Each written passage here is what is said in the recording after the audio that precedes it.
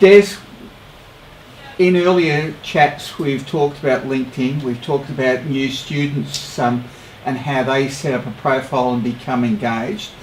There's also more to it, I understand, where you can actually build up groups of people. How do you get started to build that network? A lot of people our age have built networks initially before LinkedIn came on, and they built personal networks, and then they've kept those networks going by or everybody joining LinkedIn. How do the people that are just getting started go for it? Yeah, great question, Frank. I think that one of the most valuable things in that situation, apart from talking to people you already know, maybe some of your teachers and so on, but looking at the industry you want to work in at the moment, and then going into LinkedIn groups, and there's over 1 million groups. I don't know how many of that. There's groups on all sorts of things, from A to Z, and there may be there are local groups. There may be a group. Say you're in wanting to build a career in the IT business. There's probably an IT group on the Gold Coast, like IT Forum, for instance, and get yourself into that. A lot of groups are very welcoming. Some groups are a bit restricted, but most are pretty welcoming of new members. You might have to wait till you're approved, and I think the thing you may also join some kind of hobby groups. You may be a surfer and you find a surfers group, and it might be International Surfers or something. So you might join that. But it's all about going into a group and first of all listening. Don't just jump in. But they'll often say, introduce yourself. So you introduce yourself, say what you're looking for. And I'd say to a student, tell people, I'm a student, I'm wanting to build my career. I thought this group would be great, and I'm looking forward to learning from everybody. People like to think that you're there to learn and to contribute. And then when topics come up, join in the conversation. And you'll find in some groups there's not much conversation going on. It's really just a bit of a spam fest of people posting links to their own group. So it can take time to find the really good groups that you want to belong to. But that is an invaluable way of building very good professional groups. So say, let's take an example.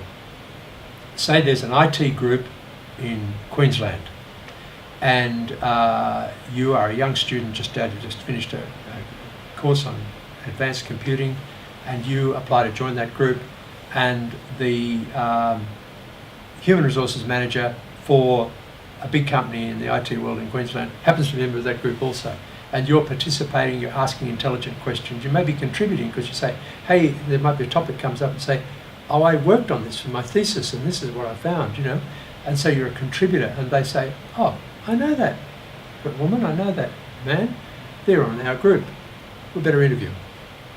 It's as simple as that sometimes.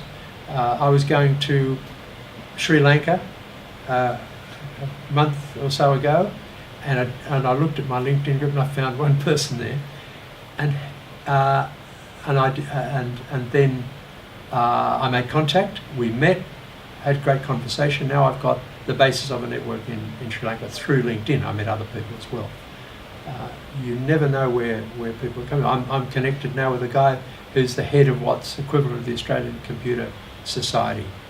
So use the network to build your network. That sounds really good. But it also, I get an understanding that you're saying it's not necessarily about immediate gratification, but more about a long-term building relationships. I suppose in many ways it is what was happening to us in the past, where it was people you knew would introduce you to people you know. Yes. We're now using the electronic media Yes. and all these new tools, LinkedIn specifically for business, Yeah. to build relationships. But building relationships is not just about joining, it's about being a contributor and being engaging. part of it. Yeah. And it's not, I think that one of the principles of LinkedIn is it's hard to sell, it's better for building relationships. So don't think about transactions, think about people and think about relationships, and then transactions can come from that later. Des, thank you for that. It points out to me, and I'm really asking you for confirmation, that it's about building relationships long term, not expecting immediate results. It is about understanding people and communicating with them rather than trying, as you said, you're not trying to transact with them until you build a relationship and an understanding. Yeah, exactly. And I'll just give you one little example of that.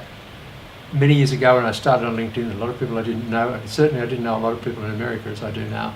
Because I participated, and actually because I formed my own group about LinkedIn, I got invited by people I didn't know to co-author a book. And I've never met these people.